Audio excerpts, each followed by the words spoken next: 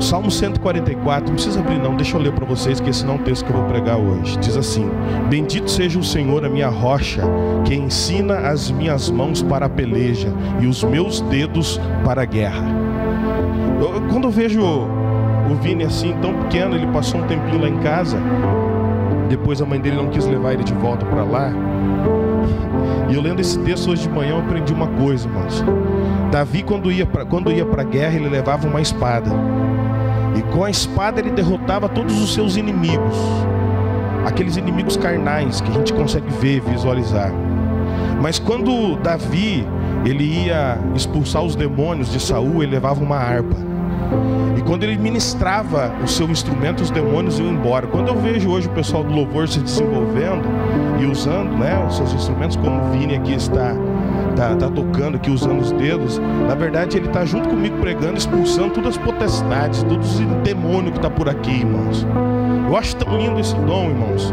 É um dom que eu não tenho por natureza. Eu tento fazer alguma coisinha. Semana passada fui tocar baixo lá, quase arrebentei meus dedos. Mas eu gosto demais da conta. Então valorize sempre o músico da tua igreja. Ele não está aqui só para aparecer. Tem uns que estão aqui só para aparecer, irmãos. Mas esse do jeito que sobe já desce também. Mas aqueles que estão aqui para louvar e adorar e trazer, levar, conduzir a igreja, é como o Vini, na simplicidade, na humildade.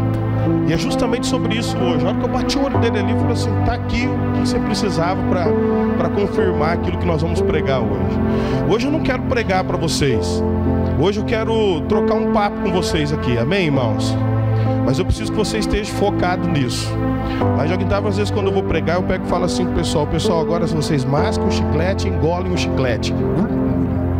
Eu tenho um problema com chiclete, irmão. Eu preciso conversar. O pastor de vocês tem problema com alguma coisa? Eu tenho problema com chiclete. Eu não sei, rapaz. Acho que tem um demônio da goma de mascar que eu não consigo vencer ele. Mas eu quero falar, eu tô falando isso agora. Você já deve ter engolido teu chiclete já mesmo. Eu falo isso para você porque à medida que o nosso coração entra no secreto de Deus, é à medida que nós vamos receber de Deus. Por exemplo, se você está sendo julgado em alguma ação no judiciário e marcam aquela audiência, não sei se algum de vocês já participaram disso aqui. Tomara a Deus que não. Se participaram, foram outra vida que vocês viviam. Eu participei disso porque uma das minhas formações é a advocacia. Então quando eu estudava e militava, eu ia muito em audiência e acabava vendo todas essas coisas. Mas é assim, vamos pensar que... Vamos pegar dois aqui. Vamos pegar o belezão aqui, nosso Pedro, né? Essa coisa gloriosa. E vamos pegar ali o pastor Claudinei. E eles brigaram. Eles quase não brigam, né, irmãos? Não? E eles estavam como a igreja de Corinto. Ao invés de procurar as pessoas mais maduras do corpo, eles foram buscar a justiça comum. E eles marcaram o dia da audiência para dirimir o conflito. Aí, na cabeça deles, aí o que acontece? Às vezes o pastor Claudinei está lá falando assim: meu Deus do céu, vou ter que pagar uma indenização para aquele menino. Depois de pagar tanta janta, tanto almoço, tanto café, de dormir em casa, ainda vou ter que pagar uma indenização para ele. E o pastor Claudinei, às vezes, ele fica assim: o que será que o juiz vai falar? Não é assim? A gente vai para uma audiência dessa imaginando, pelo amor, o que o juiz vai decidir? O problema, irmãos, é que nós tememos estar na presença do juiz, mas nós não temos temor de entrar na presença do Senhor. E a gente, às vezes, nós não vamos chegar na frente do juiz assim, por exemplo, né?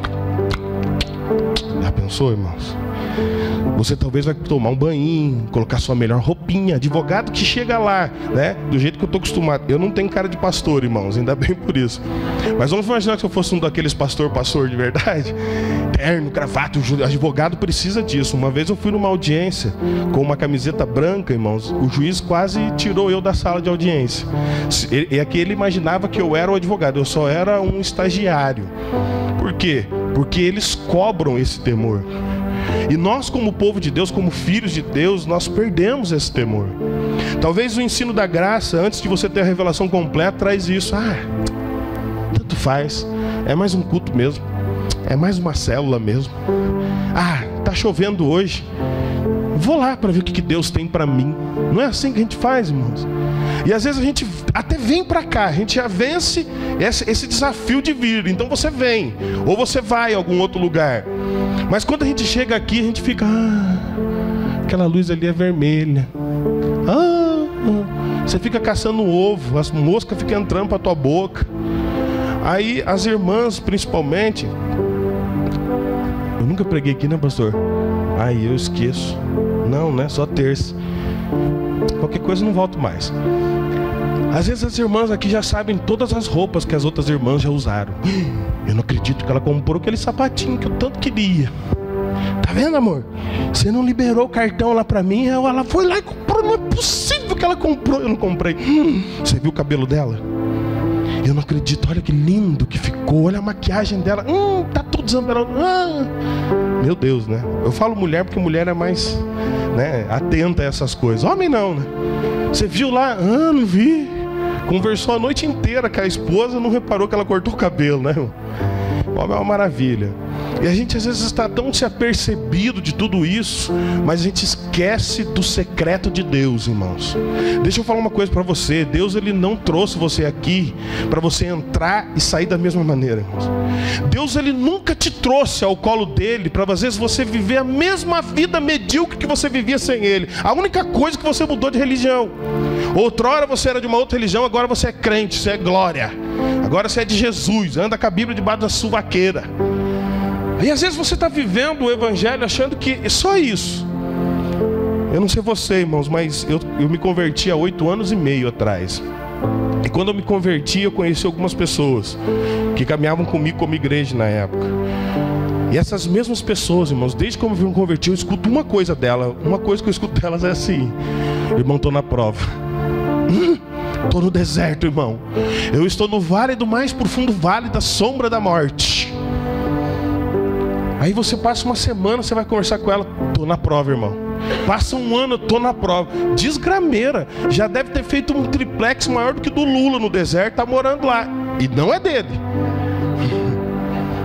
Não é assim, irmãos? Mas essa não é a vida que Deus preparou para nós, irmãos. Por mais que você não queira acreditar nessa verdade, essa não é a vida. O problema, irmãos, é que a religião nos tirou a simplicidade das coisas. O problema é que a religião nos fez cada vez mais distantes de Deus. O problema é que a religião, ela tirou aquilo que Jesus mais gostava enquanto estava aqui na terra, irmãos. O que você acha que Jesus gostava aqui na terra, irmãos? O que vocês acham? Fala aí, pode falar. Eu costumo pregar assim com vocês. O que vocês acham que Jesus mais pregava na terra? Mais gostava na terra? Assim, o que ele gostava? O que Jesus gostava? O quê? Quem falou? O que você falou, Felipão? As pessoas, irmãos. Pensa num cara que gostava de gente. Cheiro de gente. Não é esse cheiro que eu estou sentindo aqui nesse ambiente, irmãos. Estou sentindo um cheiro de um outro demônio que eu acho que tem, dos perfumes doces. Eu sou totalmente alérgico, irmãos. Esse ambiente está... Eu quero entender que é a mirra, né, que está descendo do altar dos céus. Mas diferente de nós que muitas vezes nos colocamos e nos projetamos para estar no meio de gente, algo que Jesus mais amou quando o verbo se fez carne e habitou entre nós foi a humanidade. Às vezes a gente está num lugar, às vezes quando a gente está trabalhando bastante, transpirando bastante, às vezes um irmão chega e fala assim: nossa, que cheiro de humanidade. E é exatamente esse cheiro de humanidade que Jesus gostou. Jesus era muito diferente de nós, irmãos. Muito diferente de nós. É por isso que hoje, através da obra que Ele fez na cruz, quanto mais nós contemplamos Ele, mais parecido com Ele nós ficamos. Então o nosso lance, irmãos, é simplesmente olhar para Jesus, adorar Ele, louvar Ele, entender Ele, para nós ficarmos mais parecidos com Ele. Então isso não é a religião que te faz. Não é você viver dentro de um conjunto de normas, de regras, dizendo para você: olha, faça isso, faça aquilo que você vai mudar. Olha, vem para essa igreja agora. E essa igreja agora, você, por favor, arranca a calça, bota a saia, não rapa mais os pelos da perna, deixa o cabelo crescer, vira. Irmãos, nada contra com costumes e tradições, irmãos. Mas algo que Jesus não veio para fazer foi instituir essas coisas, irmãos. E todas essas coisas, durante todos esses tempos que foram acontecendo, esses tempos que foram se passando, nos tornaram distantes de Jesus.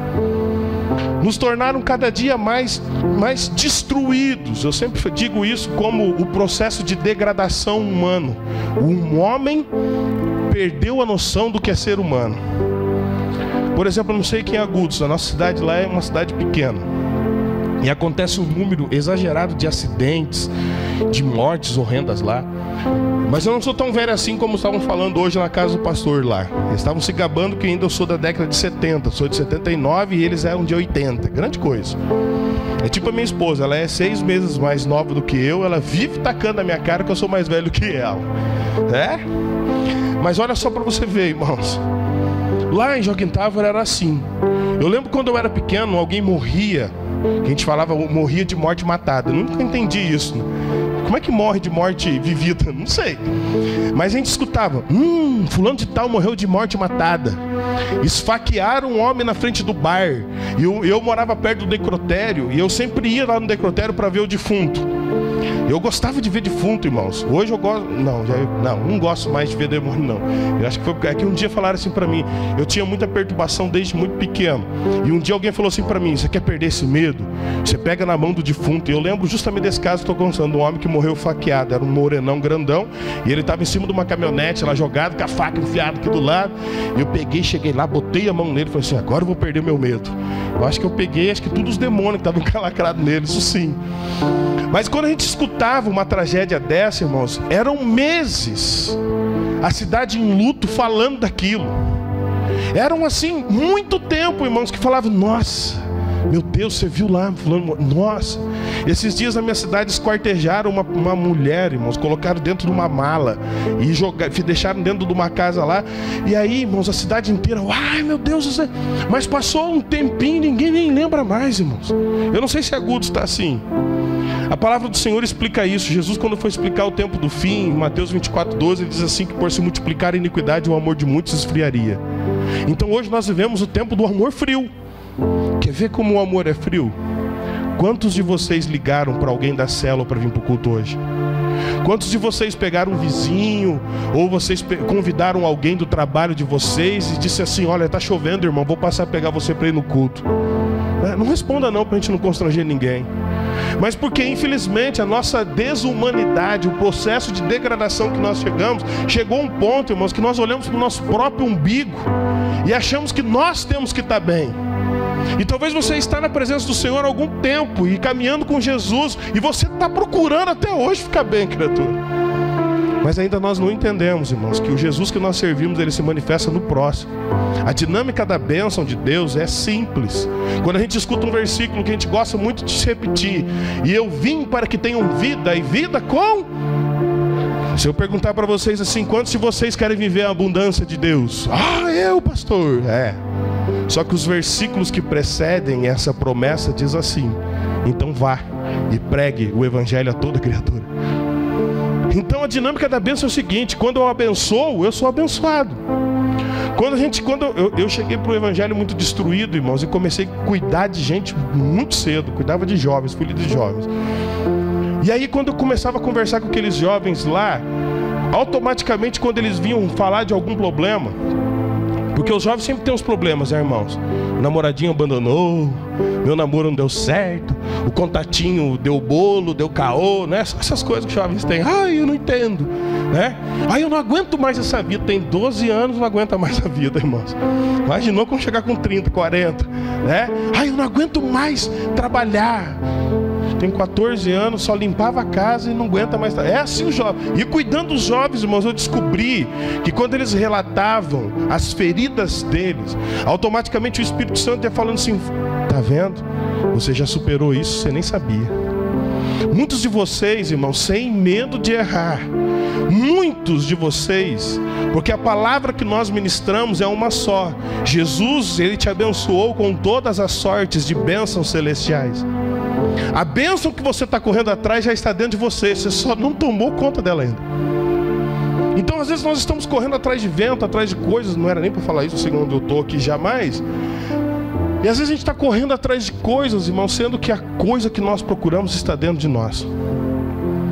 Mas o fato de nós perdermos a percepção humana nos faz ficar longe de Deus. Talvez perto de uma religião, mas longe do Cristo do Calvário.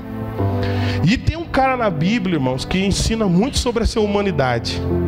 Tem um cara na Bíblia assim que muitos vão se identificar com ele. Eu quero falar justamente sobre ele hoje. Tem um cara na Bíblia que, quando a gente fala de humanidade, quando a gente fala de humildade, quando a gente fala de coração, quando a gente fala de um cara que errou e parece que no final se deu bem, ele pode nos ensinar através das experiências dele algumas coisas para nós que eu quero compartilhar para você. Mas quem será que é esse cara, irmãos, que cheira a humanidade? Quem? Pedro, irmãos. Quem falou Paulo? O Pedro. Você viu? Que bênção. Ainda bem que você falou isso. O próprio Pedro. Agora você está ralado comigo o resto da pregação.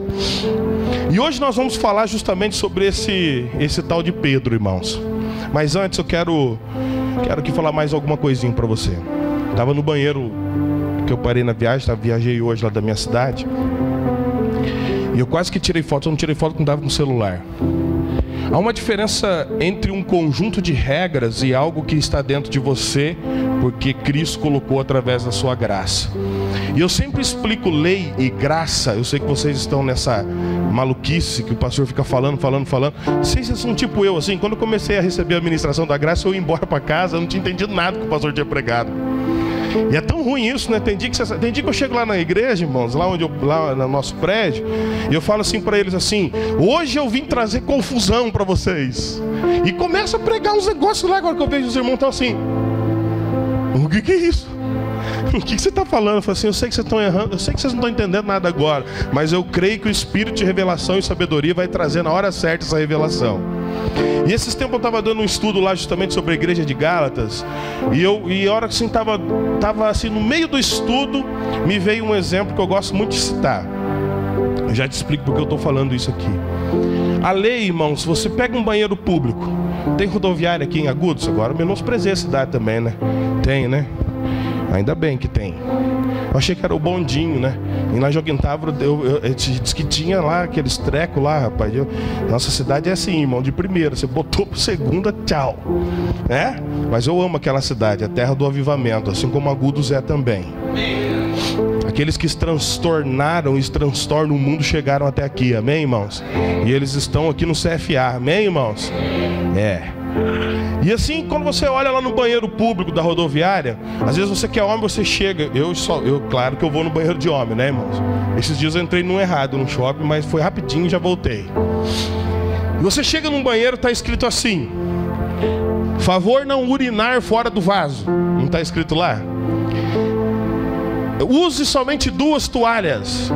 Ao usar, dê a descarga. Não é isso, irmãos? Aí embaixo está escrito assim: lembre-se, outros usarão esse ambiente depois de você. Ponto. Eu chamo isso, irmãos, do banheiro da lei.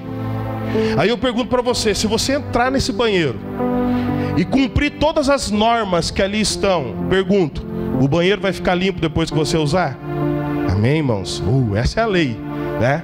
Agora, qual que é o banheiro da graça?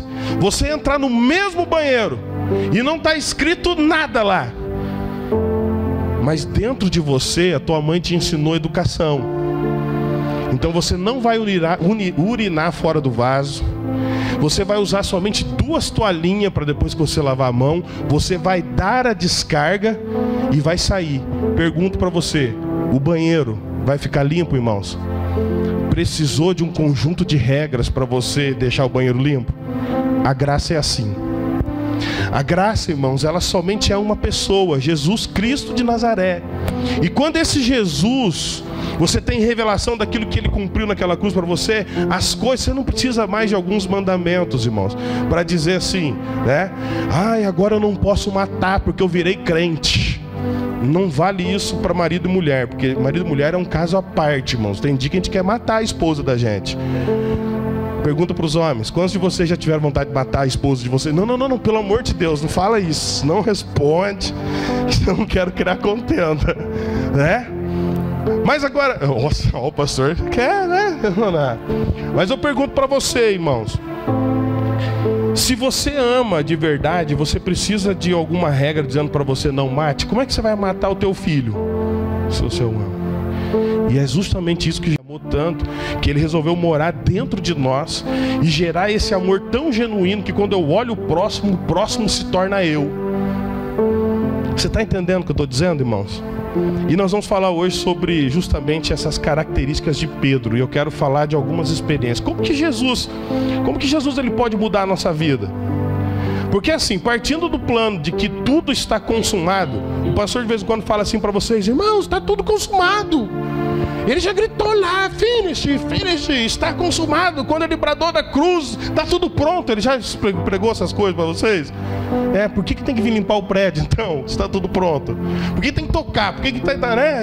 Não, a obra consumada da cruz faz a gente estar aqui hoje. Mas isso não exime nós das obras. Mas então há uma obra também sendo construída em você, amém, irmãos? Paulo chamou isso de salvação.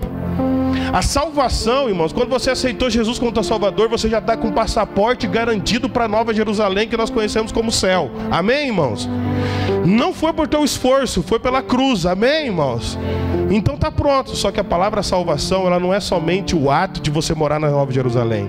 Ela compreende um monte de coisas: regeneração, justificação, transformação. Tudo isso é sinônimo. É que a nossa língua portuguesa é um pouco fraca para isso. Então a única tradução que nós temos é salvação. Mas salvação é esse pacote. É por isso que Paulo nos ensina que nós estamos alcançando a nossa salvação de